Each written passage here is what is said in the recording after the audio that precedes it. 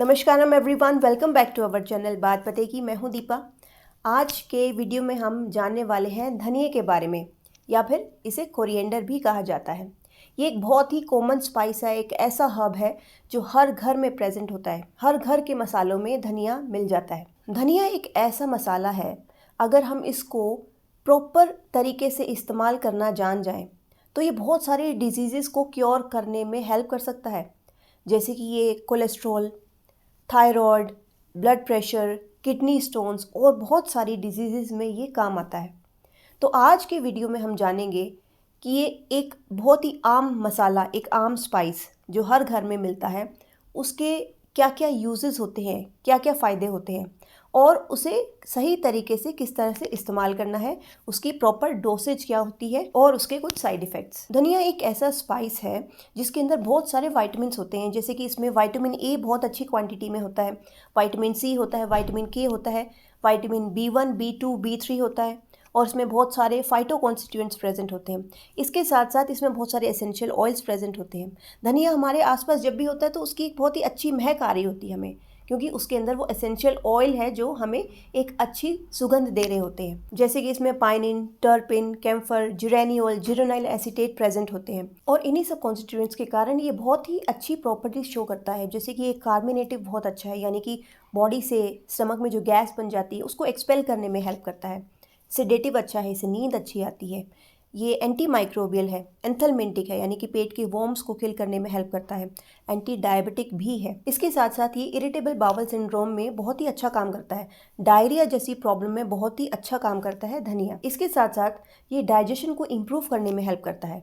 साथ साथ ये भूख को बढ़ाने में भी हेल्प करता है। धनिया जो है एंटी स्पास्मोडिक है, तो ये स्टमक के अंदर या इंटेस्टाइन के अंदर इनडाइजेशन के कारण जो पेन होता है उसको रिड्यूस करने में बहुत ही हेल्प करता है। धनिया की एक बहुत ही अच्छी प्रॉपर्टी ये है कि ये हाई ब्लड प्रेशर वालों के लिए बहुत ही अच्छा काम करता है। ये एक डायूरेटिक है, यानी कि इससे यूरिन बहुत फ्रिक्वेंटली आता है, तो इससे क्या होता है कि ब्लड प्रेशर लो हो जाता है। धनिया की खास प्रॉपर्टी ये है कि कोलेस्ट्रॉल को लोअर करने में हेल्प करता है, क्योंकि धनिया क्या करता है कि कोलेस्ट्रॉल को ब्रेक डाउन करता है और स्टूल के थ्रू एक्सक्रीट करवा देता है। इसके साथ साथ धनिया एंजाइटी को लोअर करता है, यानी कि जो बेचैनी हो जाती है टेंशन के कारण या बहुत सारे स्ट्रेस के कारण, जो एंजाइटी बेचैनी हो जाती है उसको रिड्यूस करने में हेल्प करता है। ये एंटी स्पाज्मोटिक होता है, मसल्स को रिलैक्स करता है और इसका जो सेडेटिव इफेक्ट होता है उससे नींद भी बहुत अच्छी आती है। इसके साथ साथ धनिया जो है हमारी आईसाइट के लिए बहुत ही अच्छा काम करता है। धनिया के अंदर विटामिन ए बहुत ही अच्छी क्वांटिटी में प्रेजेंट होता है, तो ये हमारी आईसाइट को इम्प्रूव करने में, हमारी विजन को इम्प्रूव करने में हेल्प करता है।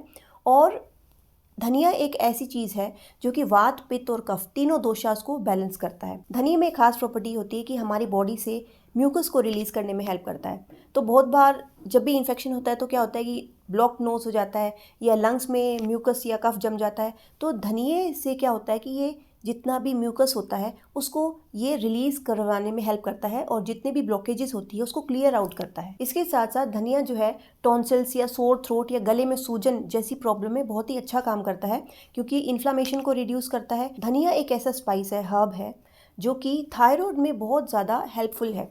बहुत सारे लोगों ने सिर्फ धनिया का इस्तेमाल करके, उसे प्रॉपर तरीके से इस्तेमाल करके अपने थायराइड को क्योर कर लिया। इसका रीज़न ये है कि धनिया के अंदर बहुत सारे न्यूट्रिएंट्स, विटामिन्स प्रेजेंट होते हैं जो कि बॉडी को हील करने में हेल्प करते हैं।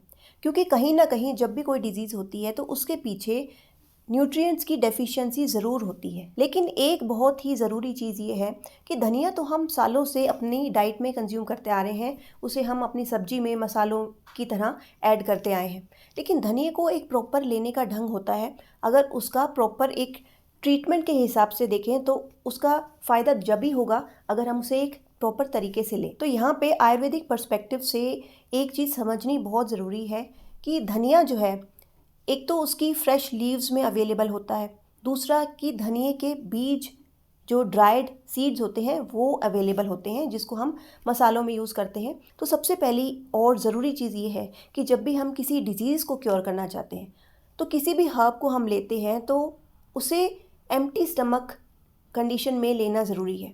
तो सबसे अच्छी कंडीशन होती है कि सुबह उठ के मॉर्निंग में अगर हम किसी भी हर्ब या स्पाइस को कंज्यूम करते हैं तो उसका मैक्सिमम और पोटेंशियल बेनिफिट हमारी बॉडी को मिलता है और यही बहुत सारी डिजीज़ेस को क्योर करने में हेल्प करता है। तो धनिए को अगर हम इस्तेमाल करते हैं और बहुत सारी कंडीशंस के अंदर इस्तेमाल करना चाहते हैं, जैसे कि थायराइड जैसी कंडीशन हो गई, ब्लड प्रेशर हो गया, डायबिटीज़ हो गई, इन सब कंडीशन में धनिया को अगर हम इस्तेमाल करते हैं तो उसे मॉर्निंग में एम्प्टी स्टमक कंडीशन में इस्तेमाल करें। तो धनिया की पत्ती की अगर हम बात करें तो उसकी नेचर जो है वो थोड़ी ठंडी होती है, बहुत ज़्यादा ठंडी नहीं, लेकिन वो ठंडी नेचर की होती है। अगर हम उसकी सीड्स की बात करें तो वो थोड़ी सी गर्म नेचर की होती है, एक्सट्रीम गर्म भी नहीं लेकिन थोड़ी गर्म नेचर की होती है। तो यहाँ पे कुछ चीज़ें समझनी ज़रूरी है, जैसे कि धनिया जो है वो रूमेटॉइड आर्थराइटिस या कह सकते हैं आर्थराइटिस में बहुत ज़्यादा अच्छा काम करता है, क्योंकि ये इन्फ्लेमेशन को कम करता है, पेन को रिड्यूस करता है, तो ये जॉइंट की हेल्थ के लिए बहुत ही अच्छा काम करता है। तो आर्थराइटिस जैसी प्रॉब्लम है जहाँ पे हम ठंडी चीज़ों को अवॉइड करते हैं, तो यहाँ पे हम क्या करेंगे कि धनिए के बीज का इस्तेमाल करेंगे, और धनिए के बीज के साथ अगर हम मेथी दाना भी इस्तेमाल करते हैं तो दोनों का कम्बिनेशन आर्थराइटिस में बहुत ही अच्छा काम करेगा। तो जैसे मान लीजिए धनिए का 1 चम्मच हमने लिए, 1 टीस्पून धनिए के बीज लिए, ड्राइड बीज लिए, उसको हमने रात भर पानी में भिगो दिया, और उसके साथ साथ हमने मेथी दाना भी भिगो दिया। और सुबह उठ के क्या करेंगे कि धनिए का जो पानी था धनिए के बीज से उसको क्रश करके अच्छे से जितना भी एक्सट्रैक्ट निकल सकता है धनिए के बीज का उस पानी में डिज़ोल्व करवा लेंगे, और उस पानी को गर्म कर लेंगे। तो गर्म करने से क्या होगा कि वो बॉडी के अंदर भी गर्माहट लेके आएगा। इसके साथ अगर मेथी दाना भी ऐड कर दिया जाए तो और भी अच्छा काम करेगा। दूसरी तरफ अगर ब्लड प्रेशर की प्रॉब्लम है तो यहाँ पे बॉडी को थोड़ी सी ठंडक देने की ज़रूरत होती है, तो यहाँ पे या तो फिर धनिए की कच्ची पत्ती का इस्तेमाल करें, अगर वो नहीं तो धनिए के बीज जो ड्राइड बीज होते हैं उसे ही रात भर भिगो लें, और सुबह उसे छान के उस पानी को डायरेक्ट पी लें। तो उसे गर्म ना करें, अगर उसे डायरेक्ट पिएंगे तो वो ब्लड प्रेशर को लोअर करने में हेल्प करेगा। उसी तरह से थायराइड जैसी प्रॉब्लम में भी धनिया का बहुत ही अच्छा रोल होता है।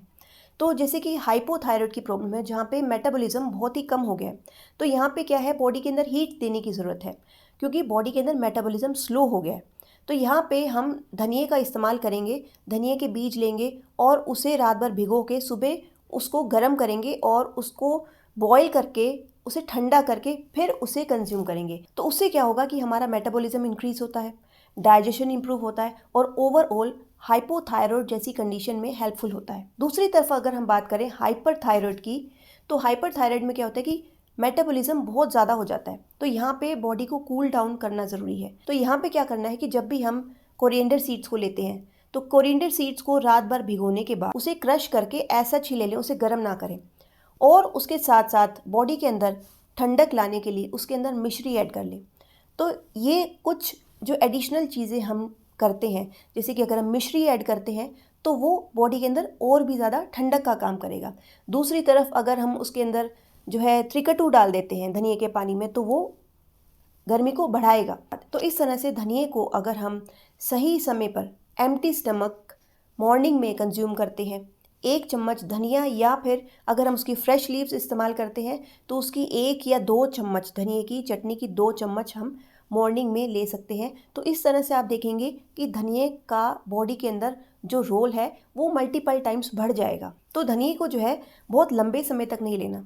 मान लीजिए आप इसको किसी कंडीशन में लेते हैं, जैसे कि आप थायराइड कंडीशन में मॉर्निंग में धनिया कंज्यूम कर रहे हैं और आपने इसको 3 महीने तक लगातार लिया, तो उसके बाद जो है एक तो आप अपने टेस्ट करवा लें, अपनी रिपोर्ट्स दोबारा से टेस्ट करवा लें, जिससे आपको ये पता लगेगा कि आपकी जो थायराइड लेवल है वो कितना इम्प्रूव हुआ है।